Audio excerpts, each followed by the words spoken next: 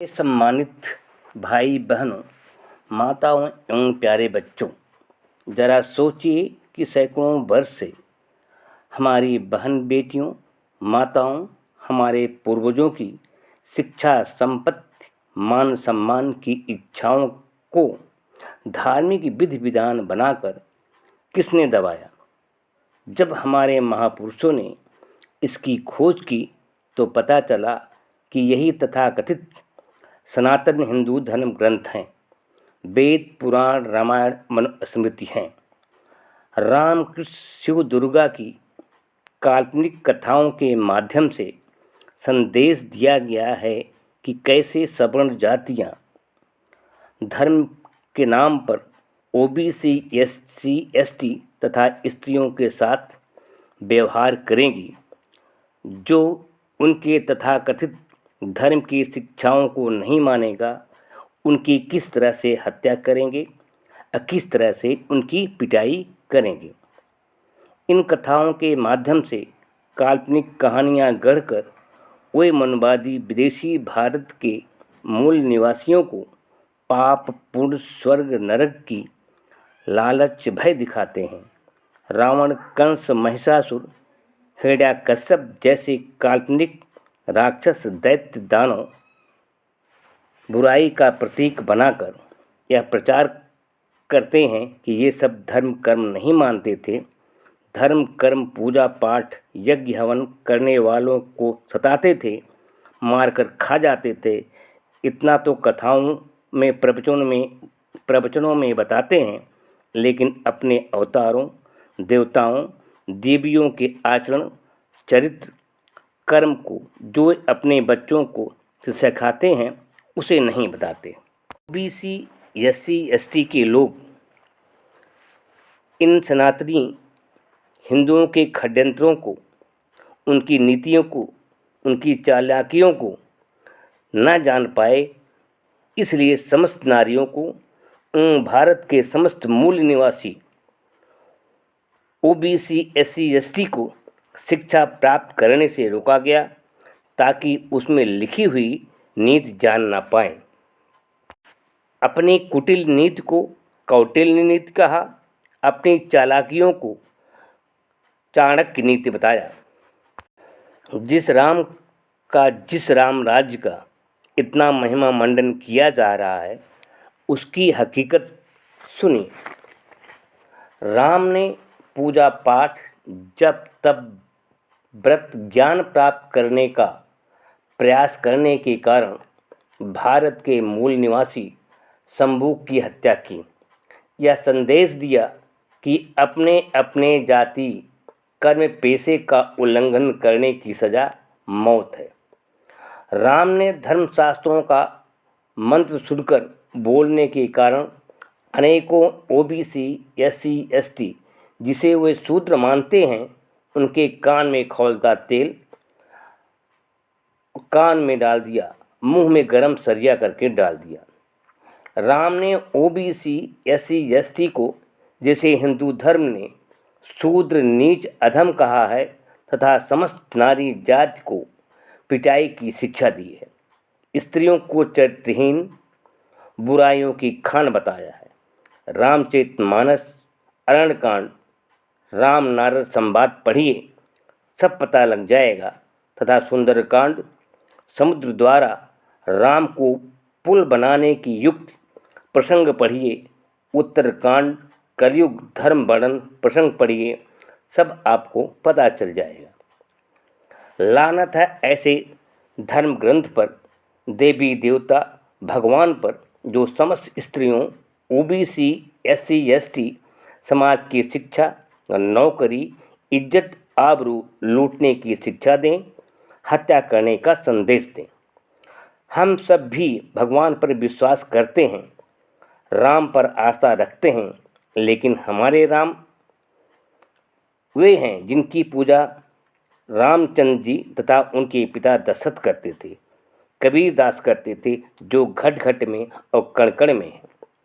अनपढ़, कुपढ़, कम पढ़े लिखे बेचारे यदि राम, कृष्ण, शिव, दुर्गा की पूजा करें तो क्षम्य है, लेकिन जब पढ़े लिखे लोगों के घर के अनपढ़ करें तथा उनको पढ़े लिखे सदस्य समझा न पाएँ तो सबसे बड़े दोषी हुए हैं। उनकी शिक्षा पर, बुद्धि पर, ज्ञान पर तरस आता है कि उनकी डिग्री पैसे से खरीदी तो नहीं गई है। इन शिक्षित पढ़ी लिखी लड़कियों, औरतों, पुरुषों को सोचना चाहिए कि इनके पूर्वज, माता पिता, दादा दादी, नाना नानी जो जब से पैदा हुए पूजा पाठ आरती करते आए, क्यों नहीं उन्हें पढ़ने का अवसर दिया गया? क्यों नहीं 1848 के पहले कोई टीचर, डीएम, एसपी, दरोगा बन पाया? ये अनपढ़, कम पढ़ी लिखी भक्तनी कहती हैं कि इतने लोग मानते आ रहे हैं, क्या सब के सब मूर्ख हैं? जो आप सब बताते हैं ऐसा तो न हमने कहीं पढ़ा और न कहीं कथा भागवत में सुना। वो तो भगवान हैं, जो करें सब अच्छा है। समर्थ को नहीं दोष गोसाई, सुर सर निप पावक की नाई। ओबीसी, एससी, एसटी के भक्तिनों से हमारा सवाल है कि क्या ऐसे झूठ बोलने वाले, पक्षपाती, जातिवादी ओबीसी, एससी, एसटी एवं समस्त औरत जात की शिक्षा, नौकरी, इज्जत, आबरू लूटने वाले व्यक्ति को मर्यादा पुरुषोत्तम भगवान मानकर पूजा करनी चाहिए? मनोविधान, हिंदू राष्ट्र विधान को प्रतिबिंबित करने वाले ग्रंथ एवं उसका पालन करने वाले राजाओं को मर्यादा पुरुषोत्तम अवतार भगवान मानकर पूजा आरती भंडारा करते हैं। उनकी शिक्षा, बुद्धि और विवेक पर तरस आता है। जो लोग ऐसे ग्रंथों, राजाओं की आलोचना करते हैं, उन्हें जेल में डाला जा रहा है। लिंचिंग, ट्रोलिंग भी की जा रही है। इसका कारण हमारे विभीषण भाई बहन लोग हैं, जो ऐसे धार्मिक आयोजनों का आयोजन करते हैं। मनवादी सत्ता एवं समर्थकों का मनोबल गांव-गांव राम मंदिर प्राण प्रतिष्ठा का भंडारा एवं अखंड रामायण पाठ की भरमार ओबीसी के द्वारा हो रही है।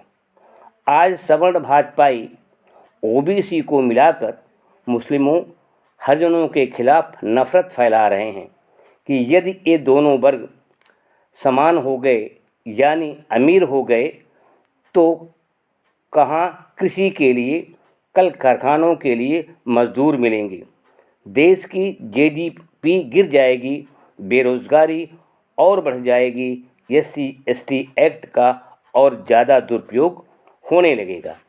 लेकिन ओबीसी को यह आभास नहीं हो रहा है कि अगला नंबर ओबीसी का है। मेरे गांव के कुछ बेशर्मों को राम से प्रेम और संविधान से नफरत है। जिन शिक्षित पढ़े लिखे पुरुषों, स्त्रियों का कर्तव्य था कि मनवादी व्यवस्था के पोषक ग्रंथों का, उसके नायकों का महिमा मंडन करने वालों का मनोबल गिराएं, उनको हतोत्साहित करें, ऐसा करने के बजाय चंदा देकर उनका सहयोग करके अपने आने वाली पीढ़ी की पैर में कुल्हाड़ी मार रहे हैं। अपने ही हाथों से अपने बच्चों का गला घोट रहे हैं, उन्हें सवर्णों का गुलाम बनने के लिए मजबूर कर रहे हैं।